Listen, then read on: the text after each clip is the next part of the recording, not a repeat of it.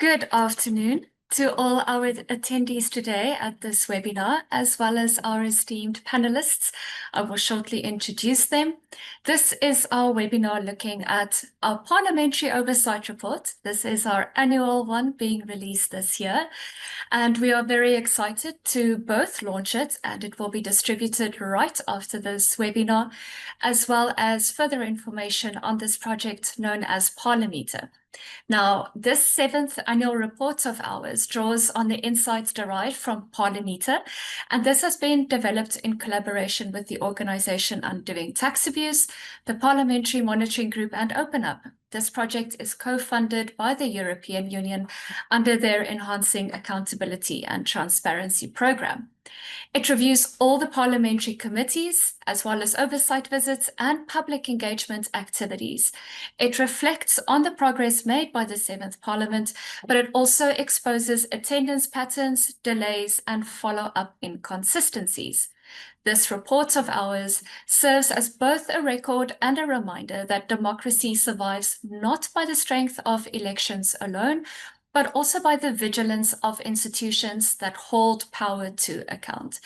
The 7th Parliament has the very rare opportunity to redefine the standard and to prove that in a truly and accountable democracy, nobody escapes accountability. Now, with us today, we've got three panelists, which I will introduce.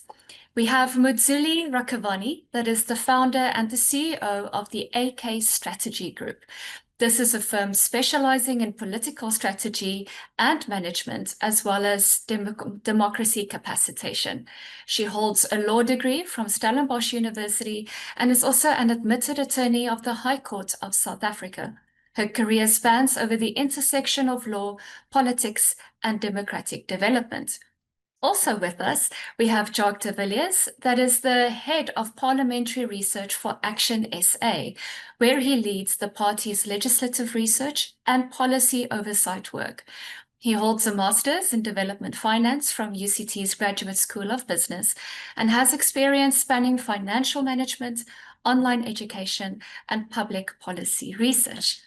Last but not least, we have our very own Naila Parbu, that is the senior researcher for the organization Undoing Tax Abuse. She has a bachelor's and honors degree in information science and also a master's in information technology that specializes in library services from the University of Pretoria. Her current research looks at parliamentary oversight, portfolio committee legacies, the indicators for democratic parliament, and accountability. She's the author of numerous reports, all available on ParliMeter and OUTA, and she does all of this whilst being a PhD candidate. So without further ado, I'm going to allow the panelists to tell us what it is they are doing and the importance they feel about parliamentary oversight, especially in the 7th Parliament. Naila, tell us more about the POR 2025, titled The 7th Admin, the Review Nobody Escapes. Okay, thank you, Dr. Rachel. Good afternoon, everyone, and thank you for being here. Today, I wanted to share the story behind OUTA's Parliamentary Report 2025. It's not just a report about Parliament, but it's a mirror held up to South Africa's democracy. And as the title suggests, this is a review nobody escapes.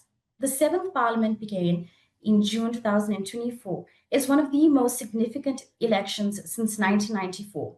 For the first time in our democratic history, no single party won a majority.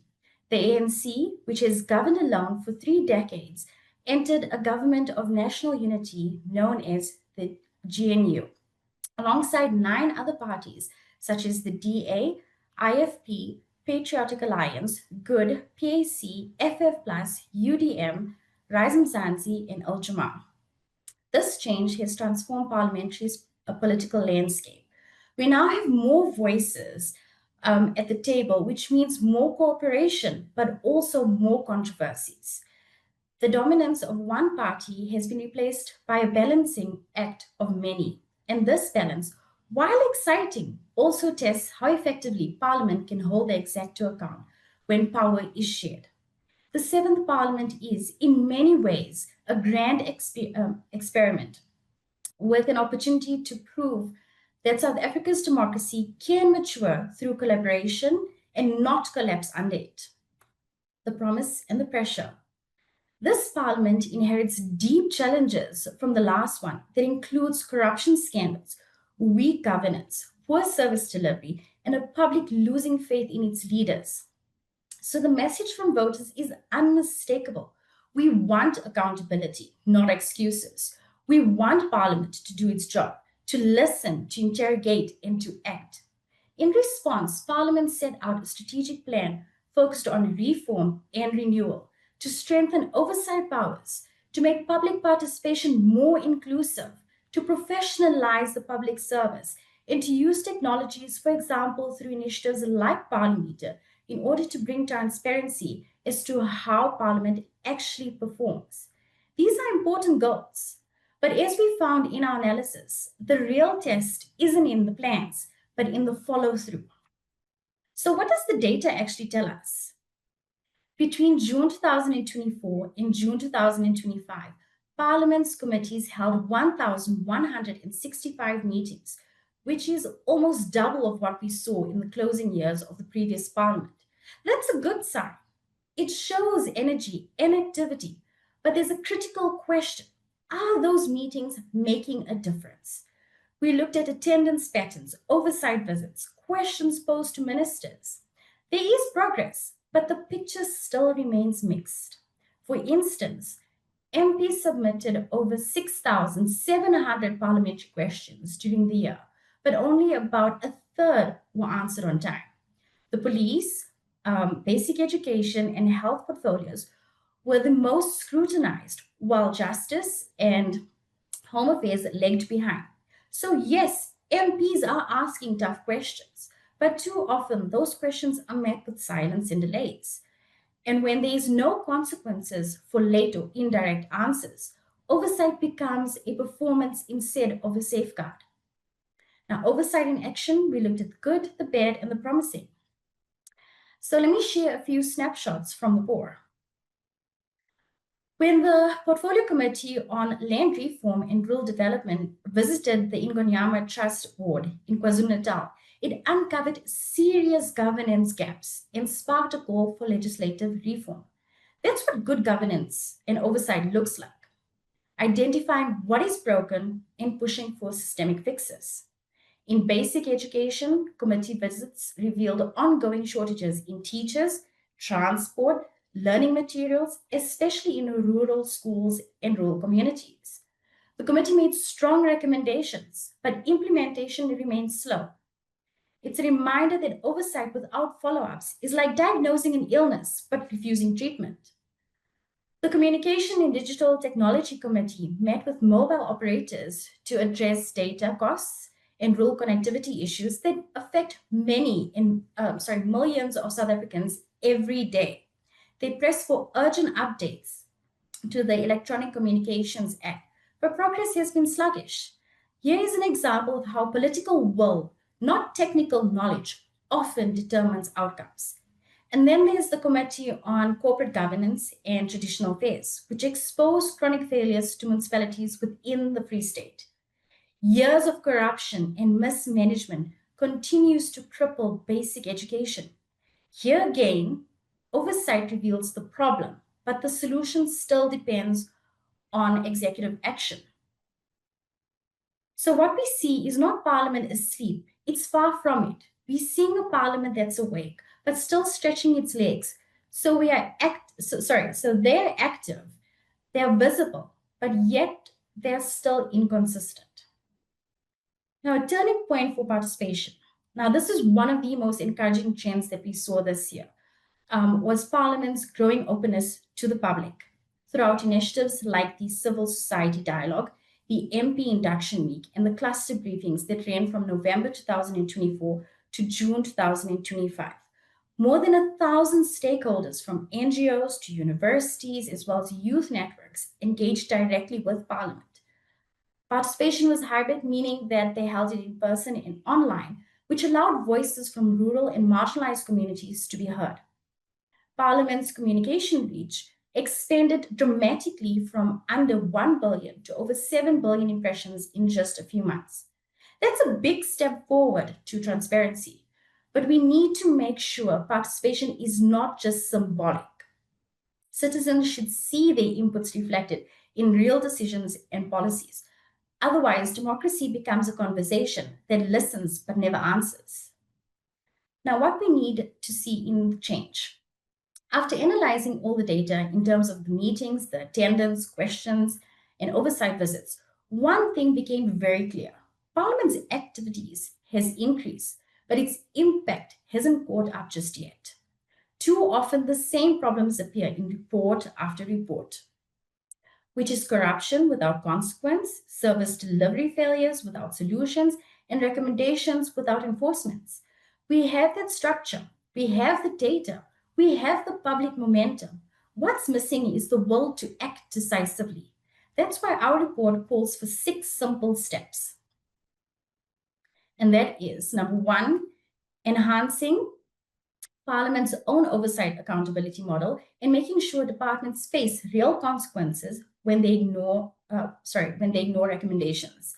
Then linking the professionalism of the public service to measurable results, not just workshops. Expanding open data and digital dashboards to show in real time who is following up on committee resolutions. Number 4 is institutionalizing hybrid participation to create formal feedback loops so that citizens can actually see how their voices influence decisions. 5 is strengthening cooperation between committees, like the successful Scopa and Cocta municipal audits. And finally, publish quarterly scorecards for attendance, ministerial advice, and oversight progress, because sunlight remains our strongest disinfectant. Looking ahead, the 7th Parliament has a rare opportunity to redefine what accountability looks like in South Africa. It has the constitutional power, the public support, and for the first time, a genuine multi-party culture that could make oversight more significant than ever before. But reform cannot remain on paper. It must be seen in the consequences, in sanctions, in better services, and in rebuilding public trust. As OUTA report states, democracy survives not by the strength of elections alone, but by the vigilance of institutions that hold power to account. Our task now, and this is for all of us, whether in Parliament, civil society, the media, or the public, is to keep vigilance alive, because accountability is not just Parliament's job. It's a civic duty, one we share as citizens who refuse to look away. So in closing, the 7th Parliament represents a new chapter, and no one can hide behind the excuse of majority rules. It's a Parliament that mirrors our society in terms of diversity. It's sometimes messy, often argumentative, but also full of potential and opportunities. It can channel diversity into action. If oversight becomes something that delivers real change, then this moment of the GNU period might be remembered not as a compromise, but as a turning point.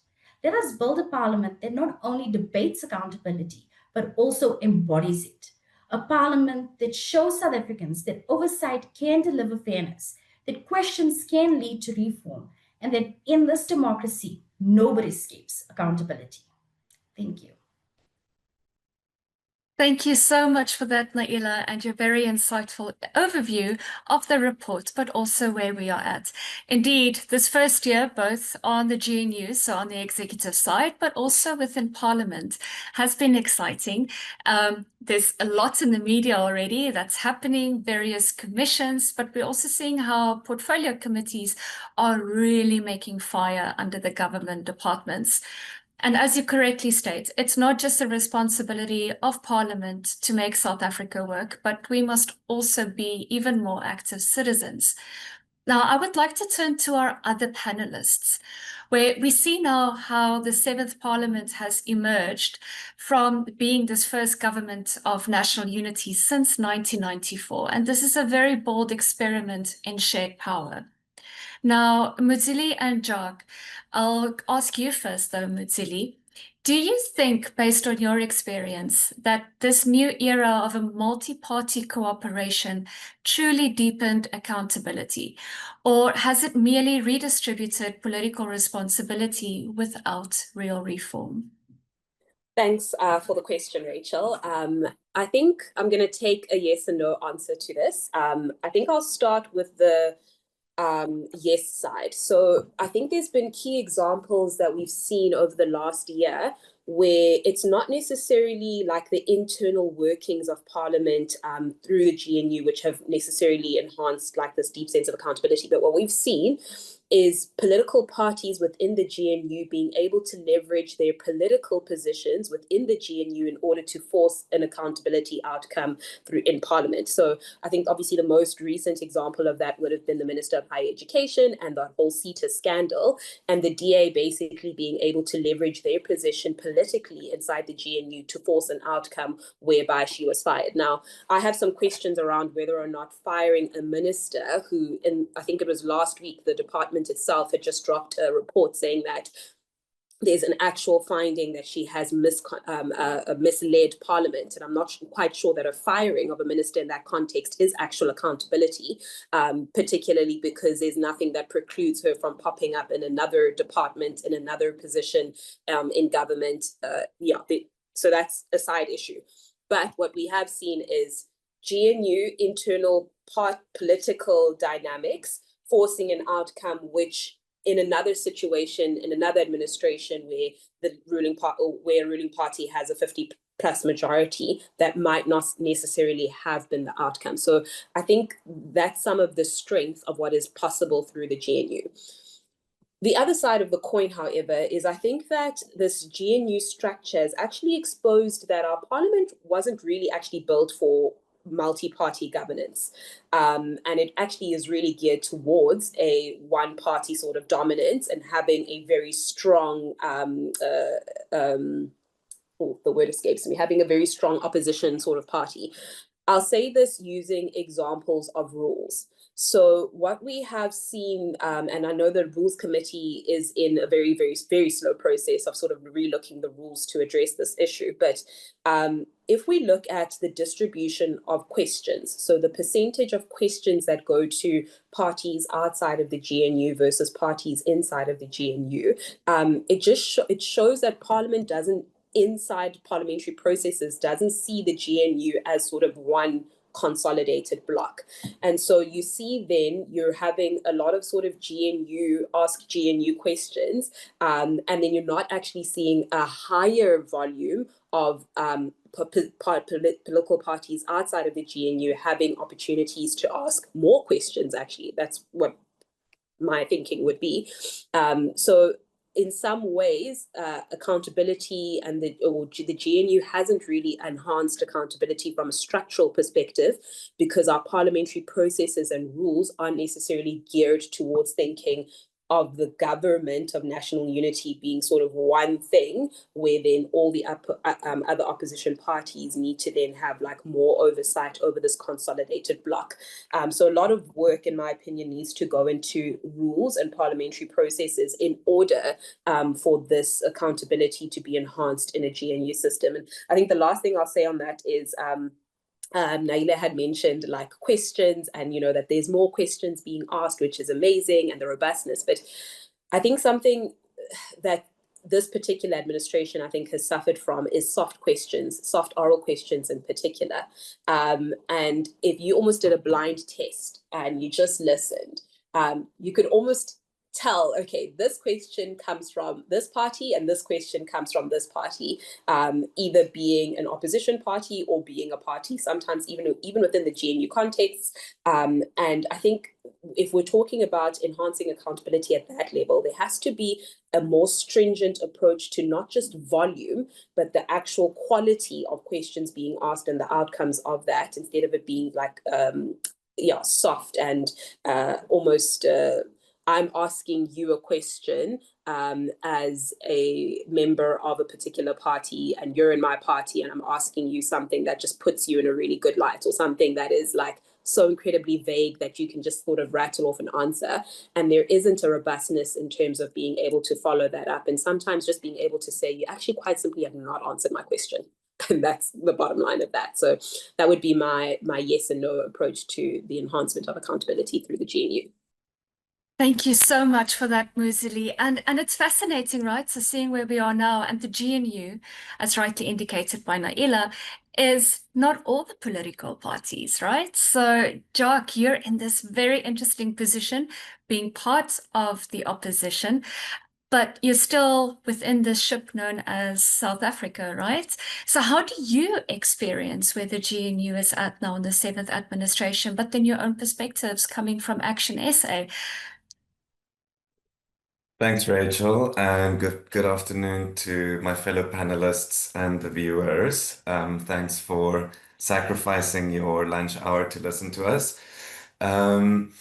And also congratulations to OUTA and all the stakeholders involved on publishing a really dense and well-written report.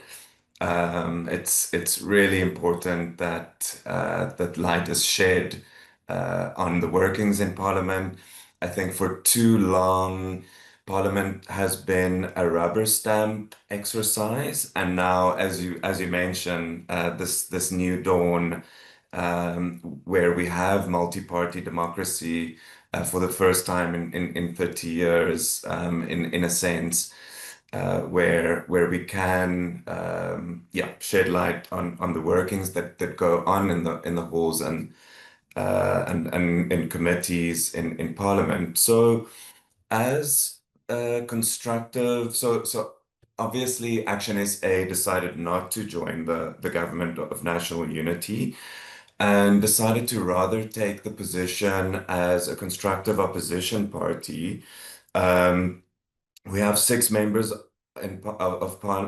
members of Parliament out of 400, so it's a fairly small caucus, but we've been mandated, or our MPs have been mandated to box like 60, and I think they've done a brilliant job at doing that so far, and you know it stretches from answering really incisive questions, oral questions, written questions, to also the work that happens in committees. And what we've in terms of answering the question about accountability for the GNU, I think as an opposition party, what at times is frustrating is that we're seeing more political infighting within the GNU rather than constructive reforms.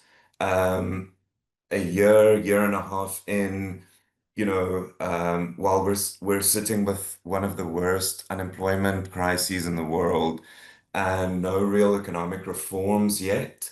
So that at times is frustrating. But, from an Action SA perspective, our mandate is to hold the executive accountable and using Parliament as the oversight and accountability mechanism and structure to do that. We also, I've mentioned questions, I've mentioned the work we do in the committees, and I think we can also mention or give a shout out to the ad hoc commission into the allegations by General Mkonazi, also SCOPA, the Standing Committee on Public Accounts, which is currently busy with an inquiry into financial mismanagement at the Road Accident Fund, where Action SA also has members of MPs participating constructively in those accountability exercises. We also have, if I may plug a tool that I've been part of designing and updating, is Action SA's GNU Performance Tracker. I would recommend viewers can just Google or go to our website.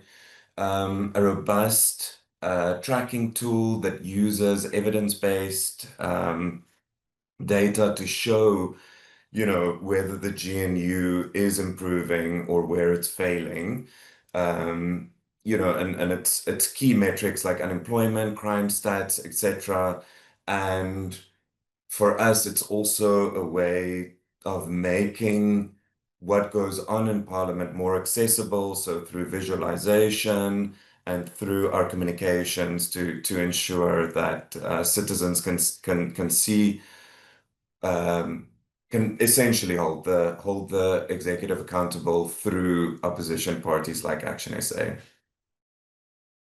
Thank you so much, Jock. And I must say, it's always such a good experience to have the both positions coming in, right? Because the GNU does get a lot of airtime in the media, and it's good to also have the space to hear from you because you're also important. We all know that the role of opposition, and even up until now, the 7th, played a massive role within our democracy. But Zuli, I see you're also very enthusiastic to add on to what Jock has been saying. Yeah, something Jacques said just sparked a thought around the GNU. And I think one of the challenges that the 7th administration has faced in holding the GNU accountable is the lack of policy coherence and a plan of sorts to hold the GNU accountable to. So because there isn't a consolidation at that level, a lot of opposition parties, you're almost scrambling to actually understand what is the policy position and what is the plan that we are holding the GNU accountable to. So the lack of that absolutely has a knock-on consequences of even the effectiveness of opposition parties. So because there's a scramble at that level, it causes a scramble, a trickle-down scramble. And I think once the GNU is actually able to come up with coherent policies, which they actually agree on, which they then are enforcing, then I think we will be able to see a heightened sense of accountability against that. But what we're also seeing is, which may be a good and a bad thing, is that there's accountability even within the GNU structure itself because of the lack of policy coherence and the lack of a unified plan to which we're working towards. And unfortunately, that is the consequence of a young democracy that has never faced multi-party governance before, is that you have a lot of parties in the GNU still acting as opposition parties within that structure. So you've got opposition at that level, which creates a measure of chaos, and then you've got opposition to the opposition, but there isn't actually one coherent, this is what the GNU's outcomes and policies are going to be, and this is what everyone can collectively hold them accountable to.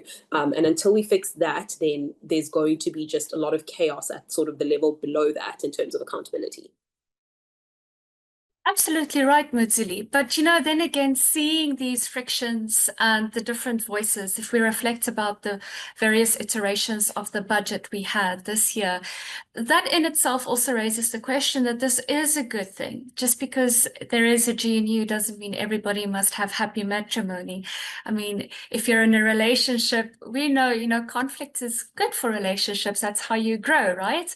But in any case, and I want to ask you both, we know South Africa and Parliament in particular are really good at having meetings and publishing reports and commissions, etc.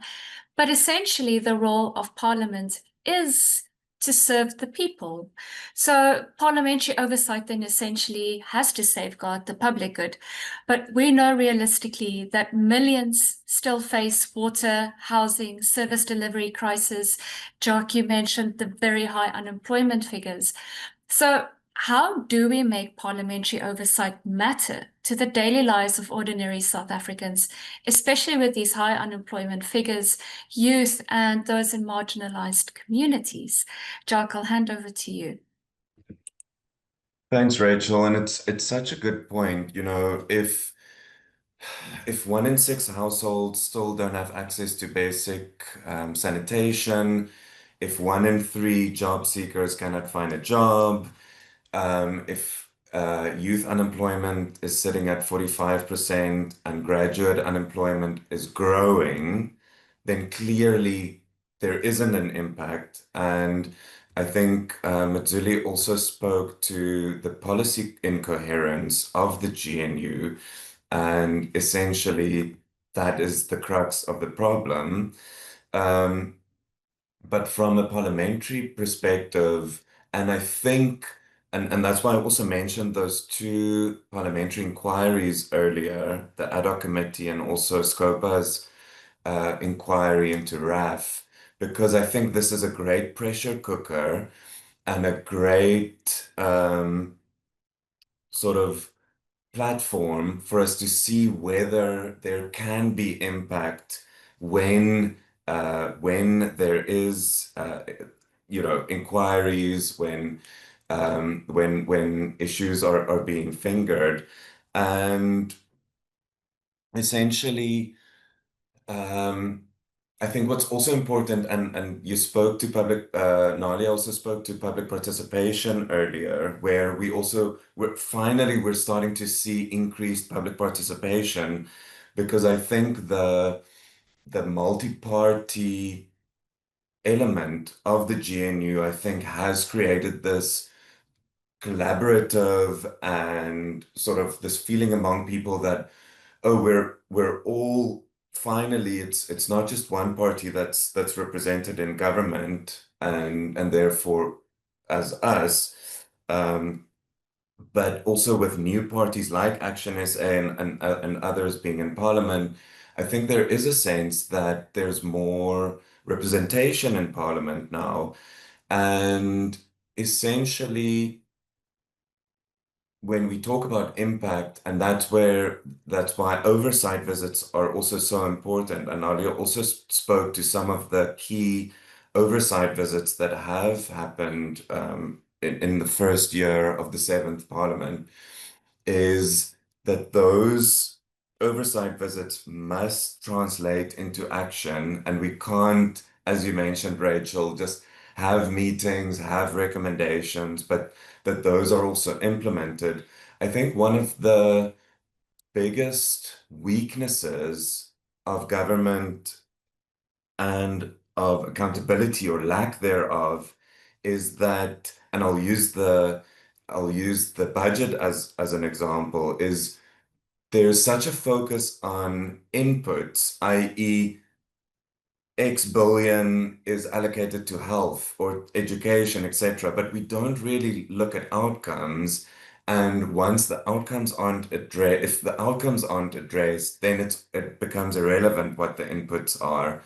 So I think, especially with more and new parties with new approaches to accountability, that is our hope, at least from an Action SA perspective, is that from a monitoring and evaluation perspective, that there's more focus on outcomes rather than inputs. Thank you, Jock. And Muzuli, anything you would like to add to that?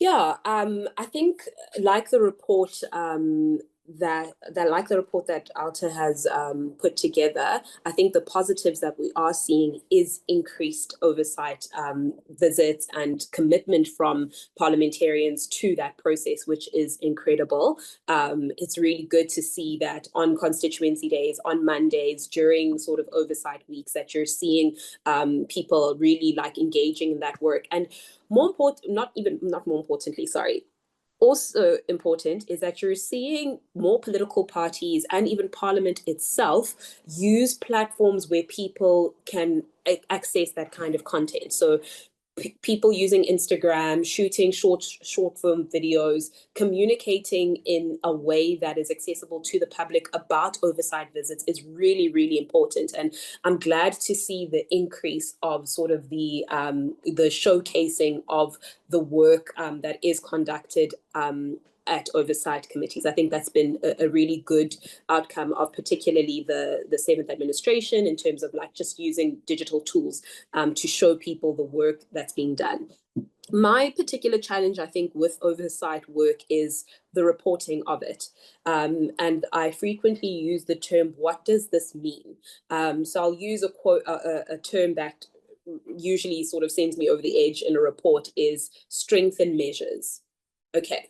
So you've gone on an oversight visit to a hospital. You have seen that they've got 3 particular challenges, which is prohibiting them or from being able to, deliver adequate healthcare to this particular community. If you're coming from an oversight visit, you've clearly identified that these are the issues.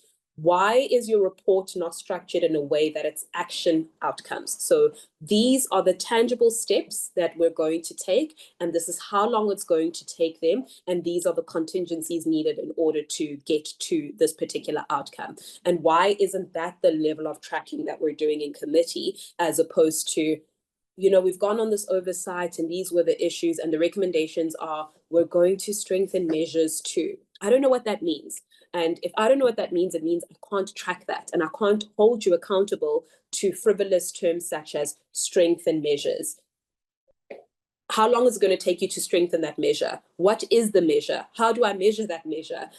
Who's responsible for strengthening that particular measure? So I think a lot of oversight would be oversight visits in particular and oversight work would be much more effective if the reporting of that would be far more operational and far more like steps than it would be sort of lofty constitutional democratic ideas, which can just get lost in the shuffle. And that's why you'll see so many people when it comes to, you know, looking at the recommendations of committees, it's just, yeah, approve, because obviously I'm going to approve a report that says, you know, this particular committee is going to strengthen an outcome to enhance the whatever of whatever. Obviously, I'm going to do that. But in the next round, I want to be able to say, well, I approved this report. You said it was going to take 6 months to sort out this particular issue in this hospital. That hasn't happened. These are the 6 people who were the contingencies for that. Why hasn't this been done? And I think that's the kind of level that we need from oversight visits, rather than sort of lofty constitutional ideas that emerge from them. Amazing, Mutuli, and you just actually triggered something, makes me think of a previous work also that Action SA has done. Recently this year, a private member's bill on the remuneration of public office bearers was distributed. Now, we know salaries of MPs and other government officials are rather high, and that excludes the additional perks, right, that they get. So add all that up, it's a big amount. So as you say, with these oversight visits, what are the plans? And we've seen in our previous reports, there's this knock-on effect. Every year there are new recommendations, new things, and it just seems to roll over onto the next year, and then hopefully somebody forgets down the line. We're tracking them, by the way, on ParliMeter, but I want to get to, I want to hear your opinion, both Jock and Mutuli, just, and very quickly though. Do you think that the KPIs, key performance indicators, and performance measurement should really start to become a key component of parliamentary oversight? This is your duty as MP, this is your duty as portfolio committee. You must achieve this and achieve it meaningfully. Failing to do so, we are cutting your perks. Do you think that this would improve operations? And Jock, I'm going to you first because of this private members bill from Action SA. Thanks, Rachel. Absolutely. As Action SA, we obviously have our own internal KPIs, but I agree that a standardized and transparent accountability measures would be extremely valuable. But again, not a single performance agreement has been signed by any minister or deputy minister in government. And so there are no KPIs in the executive. And if we don't have that, or once we have that, then by all means, let's have KPIs and performance agreements for MPs. Mutuli. Yep, I think that pretty much sums that up. I mean, all of us on this call have KPIs in the businesses and organizations we work for. It is absolutely bizarre that the people that we elect who earn substantially more than most people on this call do, don't have the same. Obviously, and this is where the question we actually need to ask, because I think everyone can agree with that principle, is if you don't, then what happens next? And I think that's a question maybe Action needs to also start thinking about is, cool, you can set up this really nice infrastructure and KPIs and all of that jazz, but what is the consequence if not? Is it just a withdrawing of perks? Is it you've got 3 strikes and you're out? How does that have an impact on how our democracy is shaped? Because those people are elected, they are not appointed. And so I think part of the challenge of this KPI situation is the balance between appointments and you're elected, and also how much consequence management can you actually do that's going to be meaningful. Amazing, thanks for that. And let us not forget, we should constantly remind ourselves and public sector officials, who pays their salaries? Essentially we do. If you go to a restaurant and you pay for a service or you get served and you're not happy, you'll bring it to the attention of the manager, your tip might be lower or you won't even tip at all, right? We are not happy if we get poor service. So the same must occur in Parliament and other sectors or spheres of the public sector. So I would like to, we've gotten a really good question here from Rudy, and he's asking us whether there have been any examples, and Naila, for you, based on this research you've conducted for the oversight report, do you have any examples of successful oversight by MPs that turned into tangible and positive outcomes during this tenure of the first GNU and 7th Parliament? Thank you, Rudy, for that question. So yes, there are some improvements, but not to the full extent of what we would like. So for example, the human settlement that had an oversight visit for 2 days in Western Cape, and this happened in July of this year. They did have some sort of tangible improvements in those areas in terms of policies and also accessing the title deeds and all of those things. But to the full extent, not really. Also with minerals and petroleum resources, they also had a 2-day oversight. So most of these are probably a day or two oversight visits looking at strategic fuel funds. And they were looking at the service delivery readiness. And yes, there was infrastructure. Yes, there is improvements. But again, there is still the risks of not having it fully implemented and extended. So there are some, but not to the extent of what we would like it to be. So the oversights, the thing that I feel that the problem is, there is no auditing of the oversight. So we get the recommendations and we love these recommendations, but implementing them and follow through and then auditing of those is not being done effectively. Thank you for that, Naila. And, considering oversight, this is not just Parliament going to the people, but you need people with whom Parliament can interact. And we're seeing also these blurred lines and massive grey areas of uncertainty when it comes to constituency officers and constituency leave. We're not even a constituency-based electoral system, which makes it even more confusing. We know a lot of funds go to these constituency officers. Parliament isn't mandated to formally report to Parliament on what has occurred during constituency leave. And that leaves us asking many more questions that we have to interrogate. But then let us look at the so-called constituencies and citizens. Muzili and Jock, we're looking from state capture going to civic apathy. And this past decade has tested our public trust in democracy. What practical steps can citizens take to reclaim Parliament as their own and make oversight a people's movement rather than a parliamentary ritual? Jock, to you.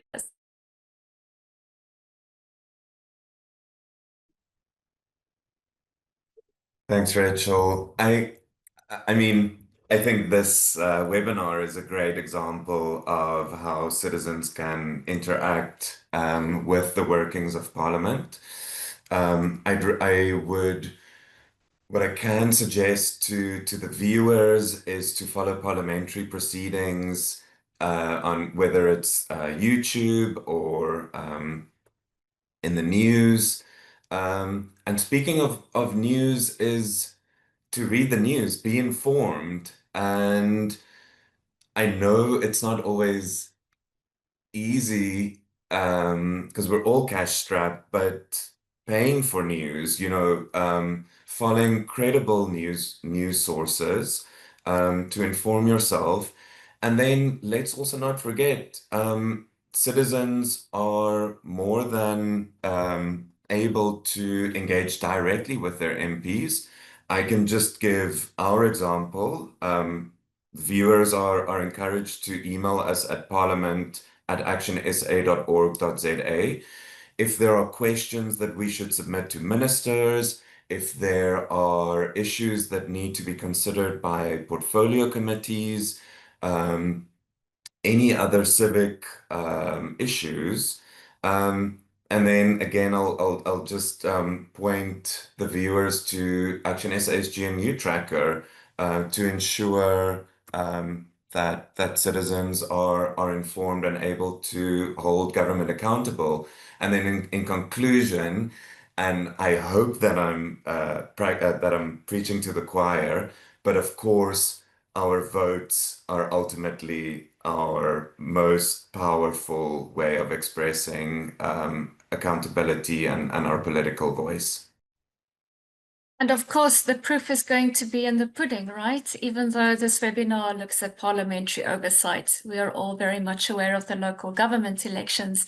And a lot of that is going to translate in terms of the public perception of parliamentary performance and the political parties, and that might result, in the voting outcomes. So that's going to be very interesting within the next year and a couple of months. Muzuli, your perspective? So slightly cynical. I genuinely, increasingly, I'm feeling like our electoral system in this particular context really renders people powerless in terms of what they're able to do when it comes to parliamentary oversight. It really feels like once you voted, it's pretty much that's it. I think that a lot of the platforms that Jacques has highlighted now are great places of participation. So we are seeing, it's incredible to, go on Twitter and go on Instagram, and people are like watching these commissions and commenting. And so in terms of people being switched on to what's happening, I think that's been a real strength. And South Africans are generally sort of politically inclined in any event. So I think that's good. But in terms of, if you ask the everyday South African, do you feel like what your thoughts are, or you have any sort of power in terms of parliament? I think you'd get an overwhelming no. And I think that's largely due to just how much our system creates a massive distance between the electorate and the elected in the space between elections. So that would be sort of my cynical answer, unfortunately. But I also think that there's some introspection that South Africans also need to do about their voting choices.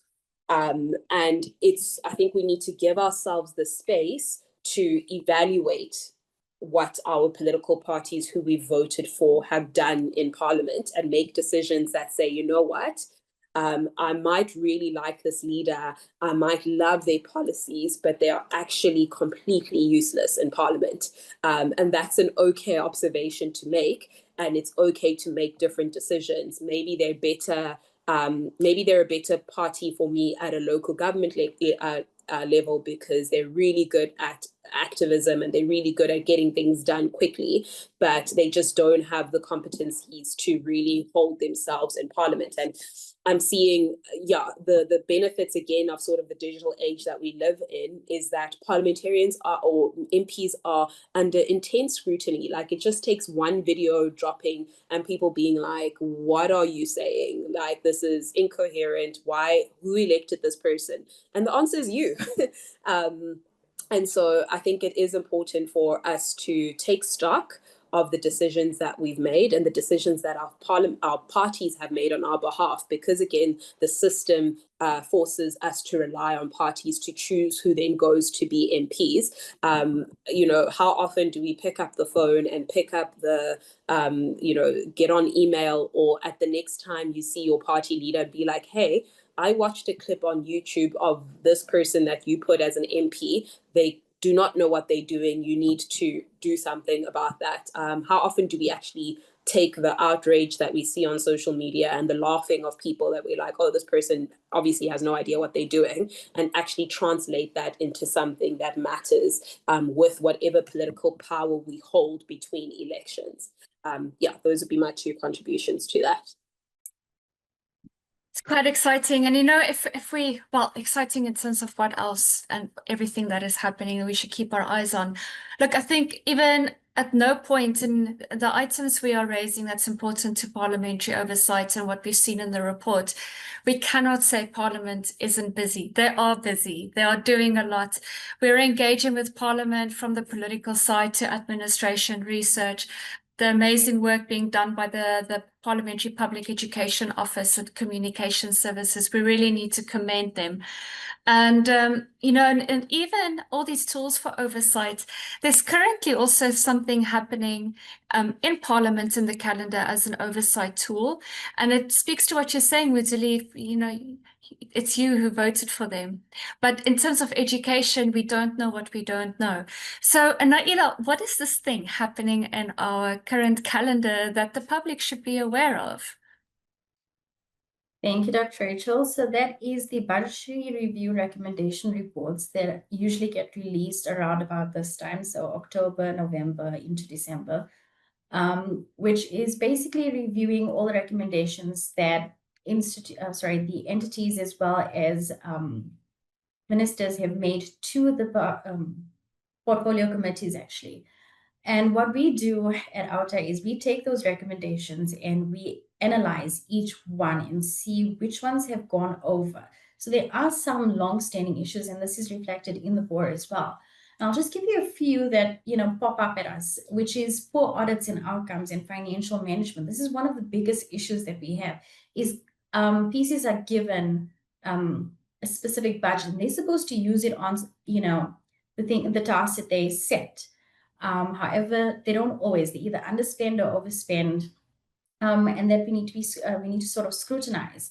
The other one is also vacancies and skill shortages. There's still some departments that are lacking specific individuals that are skilled for that position. They're either employing individuals that are unskilled or not filling those positions at all. The other one is also consequent management. And that has been throughout 90% of the PCs throughout the years. And this is from the 6th Parliament falling over into the 7th. So now that the 7th one is out and still being released over the couple of months, what we're going to do is analyze whether any of those recommendations have spilled over, and are we actually achieving those recommendations from the 6th, and with regards to the 7th, are they still standing over, or are there new ones coming out? So that's what we'll be looking at really soon. So look forward to that. Yes. And we please ask the public, be aware of the BRRRs. A lot of time goes into this and they're highly valuable. Quick fire questions. Jock, Muzili, Honorable Imran Subrati asked in the chat, are there any MPs that have stood out to you, you know, that you think, yes, they're doing their jobs? Jock. Obviously commend all 6 of Action SA's MPs. I will maybe, for the sake of brevity, just single out Darlene James, who's Action SA's MP on police, correctional services, and social development issues. You know, we spoke earlier about the disconnect between the voters and the elected, and for me and for Action SA, Darlene James is one of those MPs who's really like on the ground and identifies more as an activist than a politician. And I think more of that, in a nutshell, more of connecting with people, being aware of on the ground issues, whether it's gang violence, drug abuse, etc., etc. And I'm just speaking to specifically Honorable James's issues. obviously there's a plethora of issues that we deal with in Parliament. But to just use Darlene James as an example of, I think, what citizens and voters want to see more of from their MPs. Thank you, Jack. Mzili. Yeah, I think for me, MPs that are effective are MPs that are able to cut across political noise and appeal to people who didn't elect them because they're offering something that is real, that's tangible. I think the example Jacques uses of Darlene is an excellent example because there's something about her that's incredibly authentic, and she's incredibly professional, but she also feels real and authentic in the way that she pursues issues. And I think that communicates that I have someone who would fight for me as hard as I would for myself in that space. I think she's great for that. I think Sihle and Rosie from the EFF has also been making a lot of waves because very effective in communicating in a way that people understand what the issue is. So this CETA issue matters because it has this direct impact, and following through that on that all the way through. I think Nobuntu Webster from BOSS has actually also been, she's a newcomer and has been someone who's also been incredibly good at cutting through the noise. I think because people identify with her because she isn't a career politician. So someone who's come from business, someone who is in the small business department and has actually run a small business, someone who's been in that space. And so when she talks about policy issues, it's not like this lofty, no one's able to relate to it. It's, as someone who's been in that industry for decades, I understand what the pain points of running a business in South Africa are, and I can articulate that both ways. So I'm able to communicate to business owners, and I'm able to communicate for business owners. And I think those are the kind of people that are incredibly effective because people can relate to them because they've lived real lives outside of Parliament. Thank you. And those are positive reflections. I think we need to give credit where it's due. And, OUTA, we tend to like to name and shame and call people out when they fail in their duty. But, let's give kudos also, where they are well deserved. Time flies. We've got 3 minutes. That means 1 minute per panelist. In terms of your closing remarks, what kind of a parliament and what kind of a citizen does the 7th administration need to ensure that nobody gets left behind now that we're looking into the 2nd year of the 7th? Naila. So the word that comes to mind is active participation. So we need to always be active as citizens and get involved in what happens in Parliament. And this falls within some of the recommendations, getting ICTs involved, like the ParliMeter that we've developed, co-funded by the EU and partnered with PMG and OpenUp, using those kind of tools to get engaged with Parliament. So I think that's one of the big things. And then also looking at consequent management, trying to improve on those things, skill shortages. As Parliament grows, and it's going to change, we can see slight improvements. We just need a little bit more, I think, for us to say that Parliament is doing its best right now. But they are active. I will give them that. Thank you. Thank you, Naila. Over to you, Mzili. I think I'd use the word fiery. We are a fiery nation and we deserve a parliament that is as fiery as we are. I want to see more MPs being absolutely incensed by corruption and absolutely incensed by things not being followed up on. I need to see that fire and passion that leads to outcomes. And Parliament shouldn't become this tight, so formal, so dull building an institution that people feel so disconnected from. Like the same energy that you used to canvass my votes and to convince me that you are capable of fixing this and holding people accountable is the same energy that I need you to demonstrate in Parliament. So I need to see the fire in your eyes in every oral question that you ask, and every supplementary question that you ask needs to be delivered and asked and constructed in a way that tells me that you are fighting for this with every inch of your life as an MP. And that is meaningful active citizenship, right? And MPship. Thanks, Mzili. Jack. Yeah, to echo my panelists' thoughts as well. I think we are seeing a new political culture, and hopefully that's one of principle, integrity, and respect. Also one that should be professional, policy focused, and independent. And let's demand excellence. I think as South Africans, we're also fiery, as Madzuli said, we're also proud people. And I think we are allowed to demand excellence in the public sector. It doesn't have to be limited to certain pockets in the private sector, but that we see excellence from our MPs and also from our executive. Thank you so much, Jock, Naila, Mudzili, our esteemed panelists for your contribution. I can just say to everybody, watch this space. The work is continuing. None of us are stopping. Due to this, we have jobs. But I think most importantly, I really want to thank all the attendees being here. Clearly, you are interested in parliamentary oversight. Whether you represent civil society organizations, I see we have some parliamentary officials here and other staff, whether you're from political parties or industry, we do value your time, your contributions. We've noted your comments, and thank you for joining us. Please continue being involved. We appreciate your input. We will send out a notification to all the attendees, once again, containing a link to the report. We've posted the links in the chat, and please feel free to reach out if you've got more questions. So thanks for joining us over lunchtime. We hope to see you with the next one. Goodbye.